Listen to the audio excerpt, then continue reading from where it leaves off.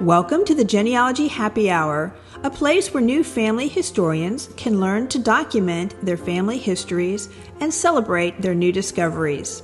I'm Amy. And I'm Penny, and we're here to help you discover your family tree from the beginning. Episode 65. Today, we're going to be talking about doppelgängers, for lack of a better genealogical word. Don't we all have a doppelganger somewhere? We do all have a doppelganger, and that's usually someone who looks like somebody else, right? Yeah. I don't think that's what you're talking about today. No, but you could use the word homonym. The same word spelled the same with different meanings, but we don't really have a good genealogical word for two people with the same name. Often with other characteristics like same birth date, same location, same parents' names. And we don't have a genealogical word for that. So today I'm just going to use doppelganger. You got a problem with that? It. I think it works. Okay. All right. But you want to talk about wine first? Yeah. Always? Always. So I've been on a Sauvignon Blanc kick for a while. New Zealand. Yeah. Love that little pucker that you get with the Sauvignon Blanc. So one of the ones that I've been drinking recently is the Kono. It is from Marlborough, New Zealand, and it's got that lip smacking like I like. It's a little tart, but it's perfectly refreshing. And, it's getting a little hot here in Florida already, so you want something that's light and refreshing, and this is it. It's got that key lime that we like here in Florida, ruby grapefruit, little green apple. Sounds delicious. It is. It's funny because it is getting hot here in Florida, and I said usually in the summers when we start busting out the rosé, and I like the Vinho Verde for the summer. Oh yeah, we're gonna have to do a rosé coming up. Yeah, and another one. Wines, yep. Agreed. Yeah. All right, so definitely the Kono is a good Sauvignon Blanc to try. So. Do it. Tell us about your doppelganger. Well, so doppelgangers, we run into them all the time when we're doing our research, and sometimes it's just very easy to just go, oh, same location, birth date's the same name, that's got to be my guy or my gal. And, if we know that if we have a Smith in our family, that we're going to have to be a little bit more careful about. I've got a John Smith in my family, and so we just have to be a little bit more careful about looking at each record. But when you have more specific names that you think aren't as ordinary, you could get a little lax in your analysis of the records. That's very true. So, and you see that all the time in people's trees on Ancestry. You will be following some trail, and it's like not even the right person. Correct. Right. Yeah. I mean, I do a lot of Polish American research, and there's always a Polish American family in Chicago, there's one in Cleveland, and there's one along the eastern seaboard in one of the port cities, and they all have the same names, they all have the same family names, and so you've always constantly running, okay, I've got to weed that one out, I've got to weed that one out. So I know I've run into that with my grandfather, Millard Stevens, and another Millard Stevens, one county away, same birthday. Yep. It's like, you've got to be kidding. Yep. How are you? No. Right. Not related. I know. So, I thought the first one that came to my mind was my late husband's grandfather, Siebert Lay. I think that's a pretty unique name. Siebert Lay. Yeah. He was born in Kentucky in January of 1917. And yet there is at least one other Siebert Lay who was born in January. He was born in 1915. But if you're looking at a census record that doesn't have a birth date, it's, yes, that could be the same person. And he was born in Missouri. The second one was born in Missouri. So there's those states that are right next to each other, So I was very surprised to find, and they're not related as far as I can tell. So yeah, that was an interesting one. More interesting though, recently I was looking for a man by the name of Armando Martin, who was born in Florence, Italy, September 18th, 1894. And I have an Italian document that states his Italian parents' names. And I was trying to find out if he came to the United States, and if he did, when he came in. We thought maybe he came in in the 1920s. Well, in my research, I found a man called Armand Martin, who was born September 18th, 1894. Exact same name, exact same birth date. But this other man was born in Canada to completely different parents. I have birth records for both men, different nationalities, different parents, exact same name, exact same day of birth. Weird, right? Yes. Weird. Yes. So, but then this is my favorite so far that I've run across. Charles Gottlieb Sporer III. Okay. Seriously, should only be one, right? There should only be one, Yeah. right? Well, actually, there should be three because he had obviously a father by the that's same true. name and grandfather. Totally didn't even hear you say that. So he is the third.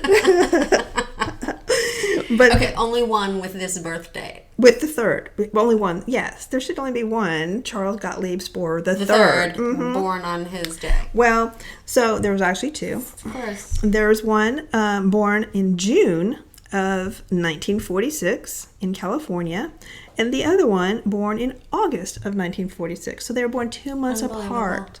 2 months apart, but the other one was born in Maryland. So, Which one was your guy? well, the one that I was looking for, I think, was the one that was born in Maryland, and I ended up tracing down the one that was in California. But one of them was in a military family, and so it was feasible that they moved around because Sure. one was in the military. So, but how specific can that be? As far as I can tell, going back 3 or 4 generations, they're not related at all. They just have the exact same name. That's crazy. Yeah. That one took a while. That one really took a while to figure out that there were actually two. Because I think one of them, there weren't a lot of records that we could find or have access to. So, and then there's my. So I guess the point of this is, you just kind of go, oh yeah, he's the third. First, middle, last name, they're all the same. That's got to be my guy. Again, making assumptions and not really analyzing the records. And I ran into this with my ancestor, Andrew Jackson Holcomb. Now, there's a lot of Andrew Jackson Holcombs throughout the United States. It's not that uncommon a name. But So you were expecting I was multiple people yes, with that same name. right. Yeah. And my guy was born in 1834 in Ohio, and he died in 1902 in Grand Rapids, Kent County, Michigan. That's my second great-grandfather.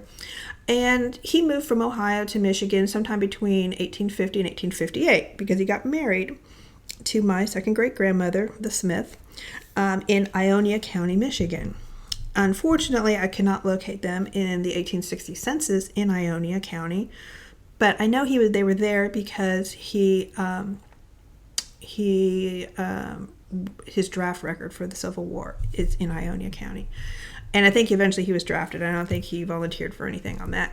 And he was kind of like, I don't know. He moved around a lot within central Michigan throughout his adult life. He married 4 times. And so I'm kind of constantly having to track him around central and western Michigan. And unfortunately, by 1870, his wife, my ancestress grandmother, is living with another man, and his Andrew Jackson's children are unfortunately erroneously enumerated with the other man's surname. Oh my goodness. Okay. So that made it difficult, and divorces were not recorded in Michigan until 1892. So if they were legally divorced in some way, I have no record. There's no record of that. I know that in 1870, Andrew Jackson's also living with another woman, with whom he had a child the following year. And and then he went on to marry, I guess, at least 2 other times that I've been able to locate. Oh. Yep, he married an older woman, widow, and then she died while they were still married. So I think it was probably advantageous for him on that. I would say so. All right, Andrew. So, getting around. But there's also another Andrew Jackson Holcomb in central Michigan, born or the same age, right? And so, I'm trying to find newspaper articles. I'm really trying to find him, and, he's missing in a census. And I keep running into this other guy. So I'm like, okay, how can I separate these two guys out? And luckily for me, the other guy, he pretty much stayed at Eaton County. He married the same woman. I think he was married the whole time. And so if I run anything across the Andrew Jackson Holcomb from Eaton County, I know that's not my guy. But the other guy who's running all over the place probably is my guy. Yes, So, that's that really makes it difficult, especially with your ancestor being married so many times, to make sure that's the right guy, and it wasn't the other guy that got remarried. But if you've got him in a steady spot.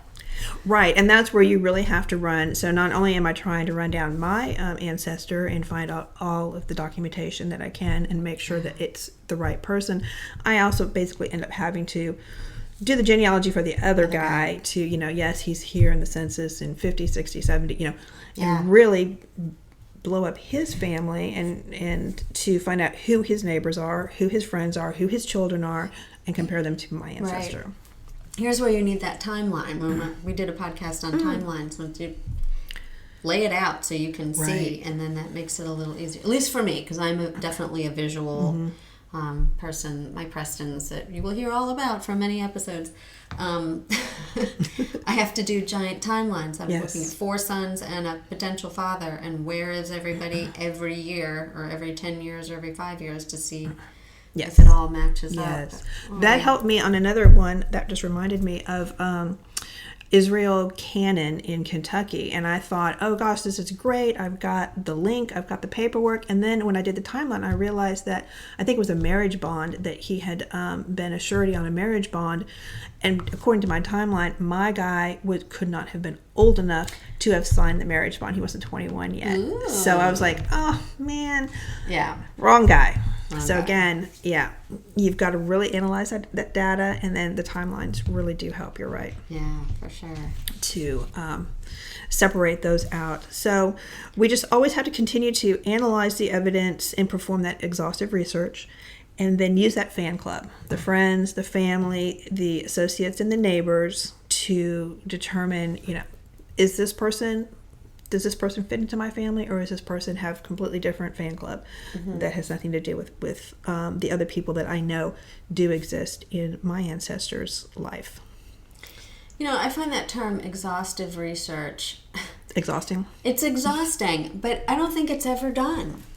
There's always going to be something else that pops up somewhere that you didn't think of, or this just came to light. This is true. However, I think in analyzing your documents, you're always looking for those pieces of evidence that